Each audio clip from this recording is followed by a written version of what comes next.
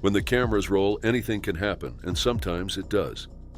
These are the moments when fame met disaster in real time. Shocking falls, explosive meltdowns, and unforgettable blunders that no one saw coming. 5 live TV moments that left millions stunned, and the stars forever changed.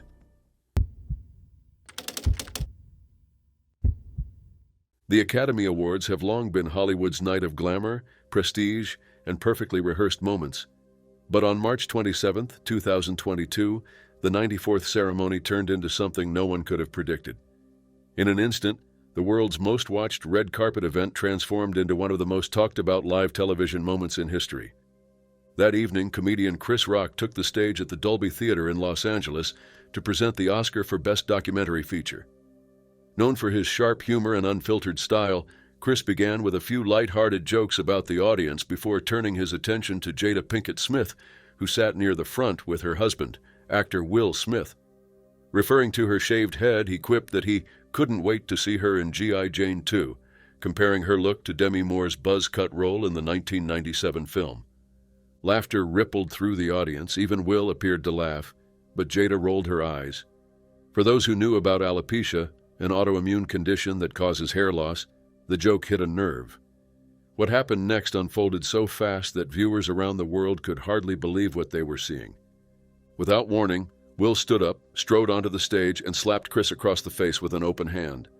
The audience gasped.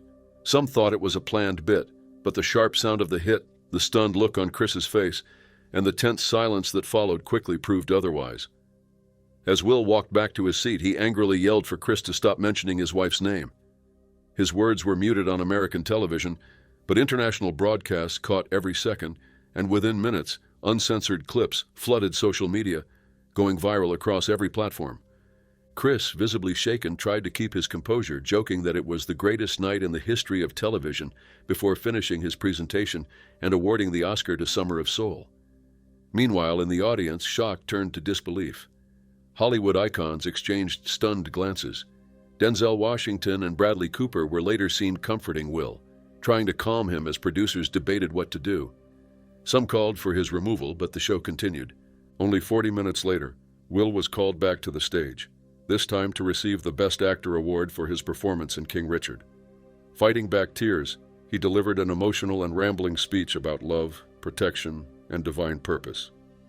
"Love makes you do crazy things," he said, apologizing to the Academy and his fellow nominees, but notably not to Chris. The crowd gave him a standing ovation, though the moment felt heavy with discomfort. Backstage, chaos reigned. Reporters were told not to ask questions about the altercation, and officials from the Los Angeles Police Department confirmed that Chris had declined to press charges, but could choose to do so later. Within hours, the slap heard around the world had overshadowed every other win of the night. By the next day, Will issued a public apology on Instagram, calling his behavior unacceptable and inexcusable. Chris, meanwhile, kept his silence, telling audiences at his comedy shows that he was still processing what happened. The Academy launched a formal review, later confirming that Will had been asked to leave the ceremony, something he reportedly refused to do. Facing mounting backlash, he resigned from the Academy on April 1st and was later banned from attending its events, including the Oscars, for 10 years. The fallout extended beyond Hollywood's walls. Fans and fellow actors were divided.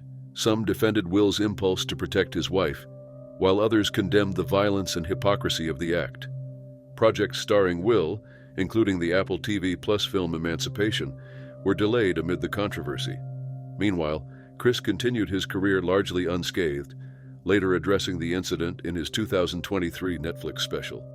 More revelations came when Jada's 2023 memoir, Worthy, revealed that she and Will had been separated since 2016, adding another layer of complexity to the infamous night. Reflecting on the chaos, she described the slap as something that strangely brought them closer together. In the end, that night at the Oscars became more than just an embarrassing moment. It became a cultural landmark. What should have been a career-defining victory turned into an international scandal, one that blurred the line between personal emotion and public image.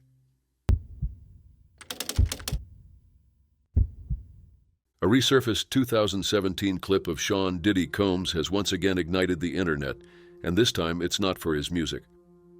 What was once a playful moment on a celebrity cooking show has transformed into one of the most chilling celebrity clips ever revisited, a casual remark now reinterpreted through the lens of shocking criminal convictions and a dramatic fall from grace. Back in October 2017, Combs appeared on Martha and Snoop's Potluck Dinner Party, a light-hearted VH1 series hosted by Martha Stewart and Snoop Dogg. Joining them at the table were Lala Anthony and Usher, Diddy's longtime protege and former housemate. The group was playing a game of fill-in-the-blank questions meant to be funny and revealing. When it came to Diddy's turn, his card read, "When I die, I want my last words to be..." Without hesitation, he grinned, tossed his card in the air and said, "I did it." The crowd laughed, Stewart and Snoop applauded, and Anthony clapped along. But Usher, who once lived with Diddy in his teens, sat stone-faced, arms crossed, staring ahead. At the time, it was dismissed as a cheeky boast from a man known for success and ego. But now, years later, the video has resurfaced online, gaining millions of views as users dissect every gesture and word. Comments poured in, calling the clip a confession and chilling. Some viewers believe Diddy was referring to his music empire, while others see the statement as a foreshadowing of the crimes he would later be convicted of. Critics say it's one of those moments that didn't age well, while others defend him, arguing the joke is being twisted out of context. A spokesperson for Diddy called the viral interpretation of the 2017 clip completely ridiculous, saying it was being taken out of context. Still, social media users continue to speculate, drawing connections between that old smirk and the grim reality that unfolded years later. That storm erupted in November 2023 when his ex-girlfriend Cassie Ventura filed a lawsuit accusing him of serious mistreatment. Although the case was settled the next day, evidence later surfaced proving he physically attacked Ventura in a hotel hallway. Within months, more allegations followed, from multiple women, including one who claimed she was only 13 when she was allegedly given illicit substances and harmed at one of Diddy's infamous after-parties. As investigations deepened, federal authorities charged him in September 2024 with racketeering conspiracy, fraud-related offenses, and unlawful transportation linked to illicit activity. Prosecutors detailed disturbing allegations, accusing Diddy of organizing freak-offs, illicit substance-fueled sessions involving subjugated victims, all allegedly filmed without consent. Throughout the trial, Diddy maintained his innocence, calling the accusations false to outright absurd. But the public's perception had already shifted, and each resurfaced clip, from talk show interviews to old party anecdotes, became evidence in the court of opinion. His high-profile trial began in May 2025 and stretched through the summer. On October 3, 2025, Judge Aaron Subramanian delivered the sentence: 4 years and 2 months in prison, a $500,000 fine, and 5 years of supervised release after his term. In court, Diddy reportedly stood frozen, his family sobbing behind him as the judge condemned the brutality of his actions toward Cassie Ventura and his irreparable harm to multiple victims. The judge also noted that even after facing public exposure, Diddy continued to host similar events, calling for a significant sentence as deterrence. With the 13 months he had already served in Brooklyn's Metropolitan Detention Center, the former mogul will likely remain behind bars until 2028. Meanwhile, public opinion remains sharply divided. Some fans insist the 2017 clip was an innocent reflection of Diddy's confidence, a celebration of a man who did everything he set out to do. Others see it as a haunting glimpse into a celebrity who lived above consequence for too long. What began as a simple party game on live TV now stands as a haunting piece of pop culture history, a grinning declaration that years later echoes with unsettling finality. I did it.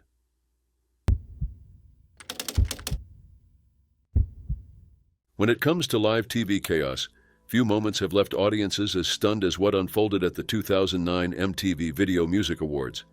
It was supposed to be a night celebrating music's biggest stars, but instead, it became one of the most infamous and uncomfortable celebrity moments ever broadcast. What started as a proud milestone for a 19-year-old country pop singer turned into a public humiliation that would ignite one of the most dramatic feuds in modern pop culture. It happened on September 13, 2009.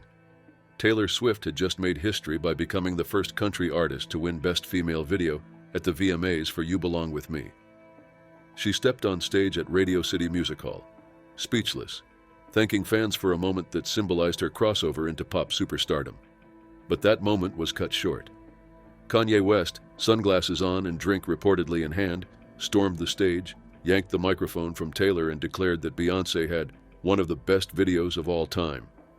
The audience booed, Beyoncé looked horrified, and Taylor stood frozen in disbelief. The backlash was immediate. West's behavior dominated headlines, sparking a wave of outrage across social media and celebrity circles. Even then, President Barack Obama was caught on tape calling him a jackass.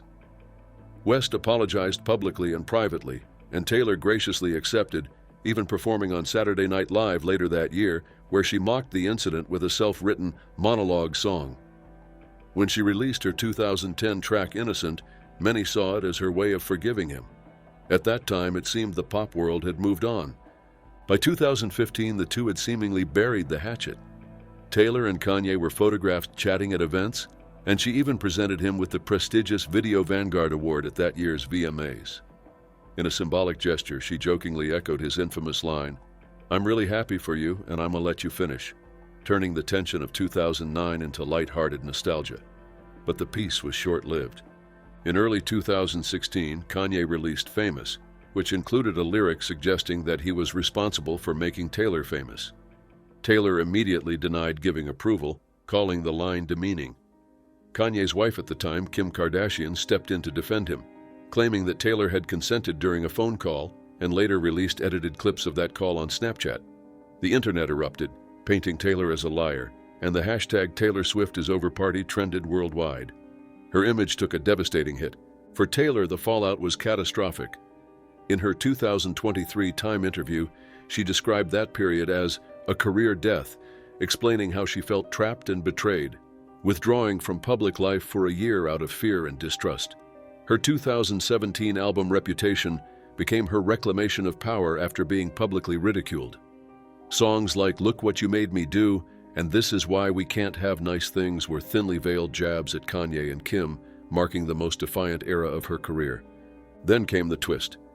In 2020, the full, unedited phone call between Taylor and Kanye leaked, revealing that Taylor had never approved the offensive lyric and had been telling the truth all along. The revelation flipped the narrative, vindicating Taylor and exposing that Kim's video had been edited to favor Kanye. The internet, once so eager to cancel her, now turned on him. Yet, even after that, the feud refused to die. In 2024, Kanye released Carnival and Lifestyle, songs laced with crude references to Taylor and her relationship with Travis Kelce. Taylor fired back subtly but powerfully through her track Thank You Amy, a title whose capital letters spelled out K-I-M. She later told concertgoers that every time someone tried to tear her down, it only made her work harder. More than a decade after that night, the 2009 VMAs moment still stands as a defining pop culture spectacle. A flash of arrogance, humiliation, and emotional fallout that changed both stars forever. It launched endless debates about celebrity ego, sexism in the industry, and the line between public persona and private pain.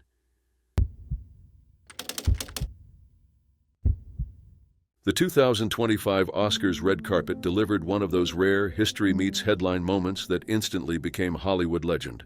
A playful yet provocative act that stunned the audience and reignited memories of one of the most controversial kisses in Academy Awards history. What began as a glamorous reunion between two Oscar winners quickly turned into a full-circle spectacle that mixed humor, nostalgia, and a dash of scandal under the bright lights of the Dolby Theater. As cameras rolled outside the 97th Academy Awards, Halle Berry, now 58, made her entrance in a gleaming silver gown.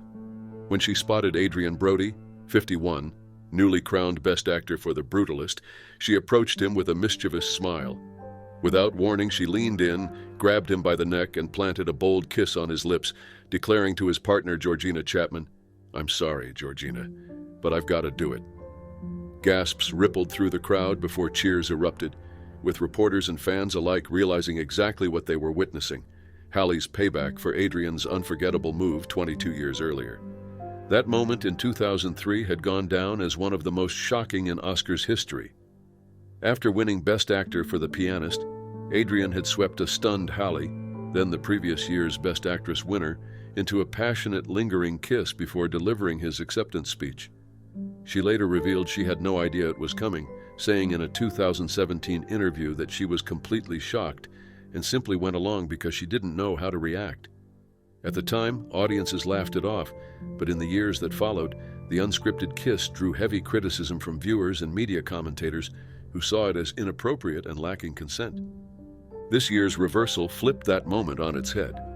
By taking control of the narrative and turning it into a playful act, Halle not only referenced the past, but also reclaimed it, with Adrian's and Georgina's approval. Georgina, smiling on the red carpet, told Extra she had no problem with it, joking that, "You can't deny a man a kiss with Halle Berry." Halle later confirmed she had asked for Georgina's blessing before doing it, adding that she had waited 21 years to get him back on a red carpet and slap on one. Adrian appeared delighted by the gesture, smiling warmly and embracing Halle afterward as photographers captured the scene. Their reunion was posted by the official Academy Awards account with the caption, "A reunion 22 years in the making." It became one of the night's most talked about moments, overshadowing even some of the awards themselves. The timing couldn't have been more symbolic. Adrian's 2025 win marked his second Oscar, more than 2 decades after his first, an achievement that solidified his place in Hollywood history. He was honored for his performance as Hungarian Jewish architect Laszlo Toth in The Brutalist, which earned 10 nominations, including Best Picture and Best Director. His partner, Georgina, a fashion designer and Harvey Weinstein's ex-wife, accompanied him to the ceremony, where his gum-spitting gesture before walking on stage also stirred chatter online.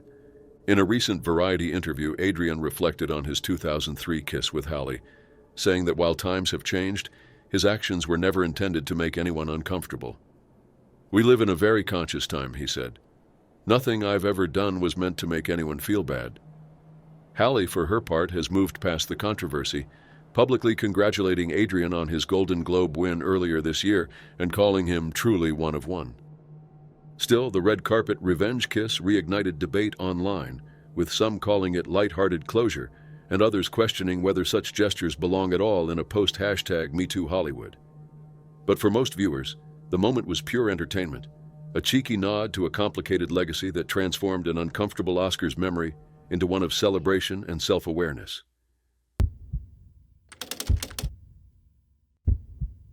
Under the dazzling lights of London's O2 Arena, one of pop music's most legendary performers turned what was meant to be a triumphant return into an unforgettable live TV mishap. Madonna's long-awaited comeback at the 2015 Brit Awards promised spectacle, power, and precision, but instead delivered a shocking fall that left millions of viewers gasping. Closing the show with her single Living for Love, the 56-year-old superstar appeared in a dramatic Matador-inspired outfit, complete with an elaborate black and red Armani cape. The concept was bold, theatrical, and unmistakably Madonna.